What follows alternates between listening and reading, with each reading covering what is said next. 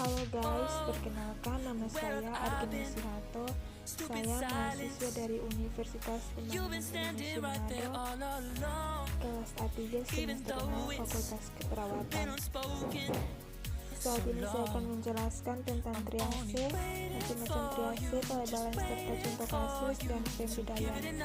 Pengertian triase adalah usaha pemilihan korban sebelum ditangani berdasarkan tingkat kegawat daruratan, trauma atau penyakit dengan mempertimbangkan prioritas penanganan dan sumber daya yang ada. Tujuan triase yang pertama adalah untuk mengidentifikasi kondisi mengancam nyawa. Tujuan kedua adalah untuk memprioritaskan pasien menurut keadukatnya. Yang ketiga, kategorian mungkin ditentukan sewaktu-waktu. Dan yang keempat, jika ragu, pilih prioritas yang lebih tinggi untuk menghindari penurunan triase. Macam-macam triase. Yang pertama, warna garis merah. Prioritas utama pengobatan. Memerlukan pengobatan dengan segera karena dalam kondisi yang sangat kritis, yaitu tersumbatnya jalan nafas, pendarahan, syok, hilang kesadaran. Yang kedua, warna garis kuning, bisa menunggu pengobatan.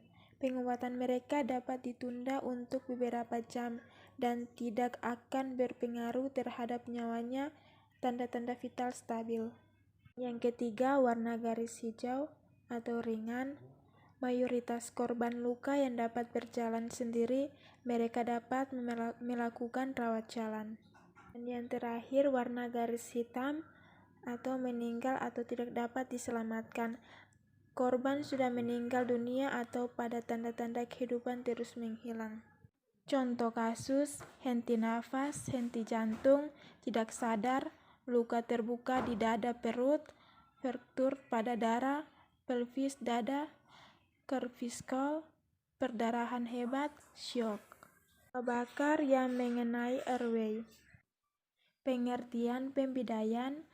Bidai atau splek adalah alat dari kayu, nyaman, kawat atau bahan lain yang kuat tetapi ringan yang digunakan untuk menahan atau menjaga agar bagian tulang yang patah tidak bergerak.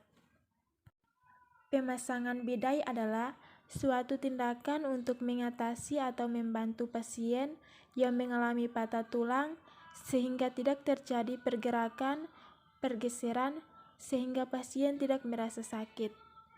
Tujuan pembedaian yang pertama, mencegah pergerakan, pergeseran dari ujung tulang yang patah. Yang kedua, mengurangi terjadinya cedera baru di sekitar bagian tulang yang patah. Yang ketiga, memberi istirahat pada anggota badan yang patah. Yang keempat, mengurangi rasa nyeri. Dan yang kelima, mempercepat penyembuhan.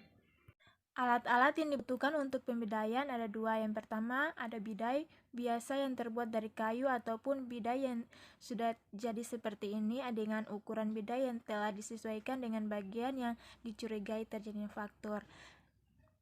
Dan yang kedua, ada mitela atau kain pengikat. Adalah alat yang berfungsi untuk mengikat. Sekarang saya akan memulaikan pembedaian. Pertama-tama, saya masukkan kain mitela terlebih dahulu secara perlahan.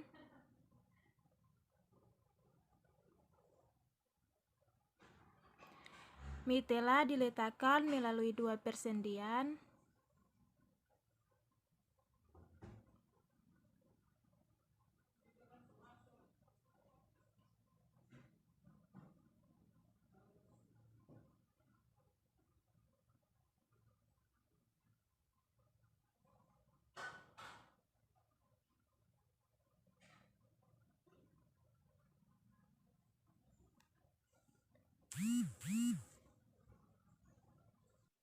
Setelah itu saya memasangkan bidai. Yang pertama, bidai yang di bagian bawah terlebih dahulu. Saya memasangkan bidai secara berlahan dengan sedikit pergerakan, maaf ya ibu. Setelah itu saya memasangkan bidai pada lengan bagian atas.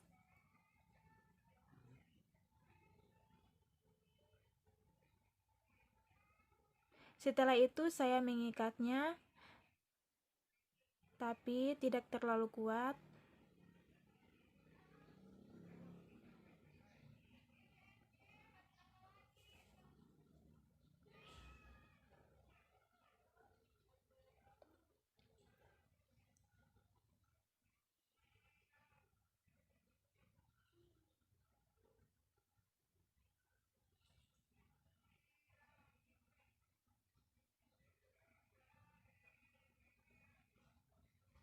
Dan yang terakhir, saya akan memperkuat ikatan mitela melalui dari bawah ke atas.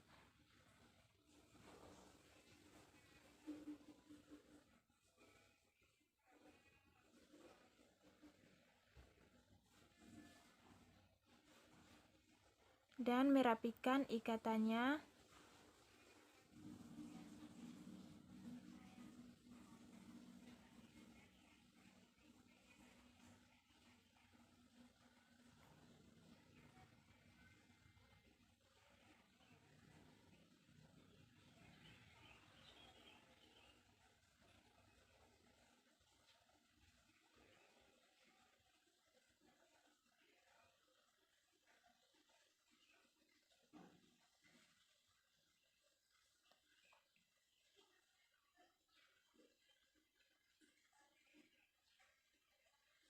Pembedaian selesai, saya akan mengetes apakah pada darah akral ada rasa dingin ataupun biruan. Kemudian saya akan mengecek capillary radiusalnya apakah normal atau tidak. Terakhir saya akan mengecek denyut nadi masih teraba atau tidak. Ibu, apakah ada rasa sakit? Tidak. Apakah ada rasa kesulitan? Tidak. Apakah ikatannya kekencangan? Tidak. Terima kasih, semoga video ini bisa bermanfaat bagi kita semua. Feels like love.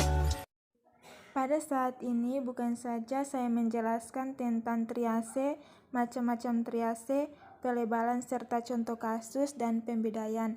Namun, saya mau mengajak kepada teman-teman atau adik-adik yang sudah lulus SMA atau SMK yang ingin melanjutkan pendidikan pada saat ini.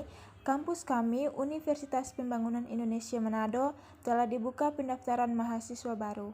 Selamat datang di Universitas Pembangunan Indonesia Manado yang terletak dekat dengan kawasan bisnis Bahu Mall Manado. Tempatnya di Kelurahan Bahu, Lingkungan 3 Manado, sangat strategis di pusat kota Manado.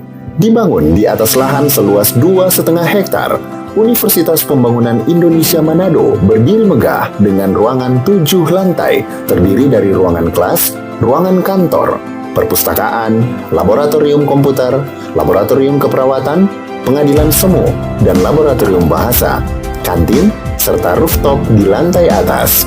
Universitas Pembangunan Indonesia Manado memiliki 6 fakultas dengan program studi, yaitu Fakultas Pertanian, Prodi Agribisnis, Fakultas Hukum, Prodi Hukum, Fakultas Teknik, Prodi Teknik Elektro dan Teknik Sipil, Fakultas Ilmu Sosial Ilmu Politik, Prodi Ilmu Politik, Fakultas Sastra, Prodi Sastra Inggris, Fakultas Keperawatan, Prodi Ilmu Keperawatan dan Profesi Nurse.